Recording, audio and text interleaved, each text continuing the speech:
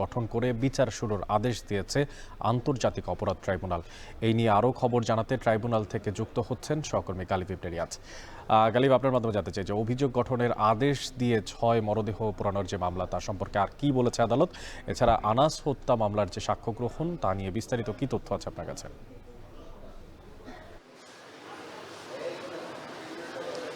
অনেক শুরুতে যেটা বলে রেখে যে আসলে যে ৬ লাশ পোড়ানোর যে মামলা, সেই মামলায় কিন্তু অভিযোগ গঠনের আদেশ দিয়েছেন আদালত। আপনি ইতিমধ্যে সেটি বলেছেন যে ট্রাইব্যুনাল ২ সেই আদেশটি দিয়েছেন এবং একই সাথে এই জায়গায় সাবেক এমপি সাইফুল ইসলাম সহ যে পলাতক ৮ জনের বিরুদ্ধে গ্রেপ্তারি পরোয়ানা জারি করা হয়েছে। আপনি জানেন যে এই মামলায় সর্বমোট আসামি হচ্ছে ১৬ জন, এর মধ্যে ৮ জনকে গ্রেপ্তার করা গেছে আর ৮ জন এখন পর্যন্ত পলাতক রয়েছেন। তো যারা পলাতক রয়েছেন তাদেরকে গ্রেপ্তারের আদেশ দেওয়া হয়েছে এবং একই সাথে আরেকটি বিষয় অনেক জানিয়ে রাখি, সেটা হচ্ছে যে আসলে এই যে ৬ লাশ পোড়ানো মামলায় তার মধ্যে যে ৮ জন গ্রেপ্তার হয়েছেন এর মধ্যে একজন আফজালুর হক, যিনি একজন পুলিশ সদস্য, সাব ইন্সপেক্টর, তিনি কিন্তু আজকে রাজসাক্ষী হওয়ার আবেদন করেছেন এবং তিনি তার দোষ স্বীকার করে এই রাজসাক্ষী হওয়ার আবেদন তিনি করেছেন। এছাড়াও ট্রাইব্যুনাল একে যে আনাস সহ যে মামলাটি একে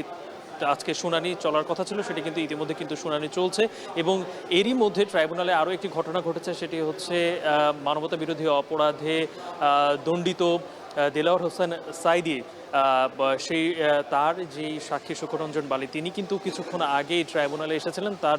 গুম হওয়ার যে অভিযোগ, সেই অভিযোগ দাখিল করতে এবং তিনি এখানে এই অভিযোগ দাখিল করতে এসে পরবর্তীতে সাংবাদিকদের সাথে কথাও বলেছেন এবং তিনি যেটি উল্লেখ করেছেন যে সেই সময়ে তিনি এই দেলাওয়ার হোসেন সাইদির বিপক্ষে তিনি তাকে রাষ্ট্রপক্ষ যে সাক্ষী হিসেবে তাকে আবেদন করেছিল এবং তিনি যখন এখানে সাইদির হয়ে তিনি সাক্ষ্য দিতে এসেছিলেন তখন তাকে এই ট্রাইব্যুনালের এই প্রাঙ্গণ থেকে তাকে গুম করা হয় এবং পরবর্তীতে ৫ বছর তিনি ভারতের একটি কারাগারে তিনি সেখানে কাটান এবং পরবর্তীতে তিনি এই বাংলাদেশে আবারও ফিরে আসেন এবং তার যে দুর্বিষহ জীবন সেটি তুলে ধরেন এবং তিনি এটি বলেন যে সেই সময় তার যে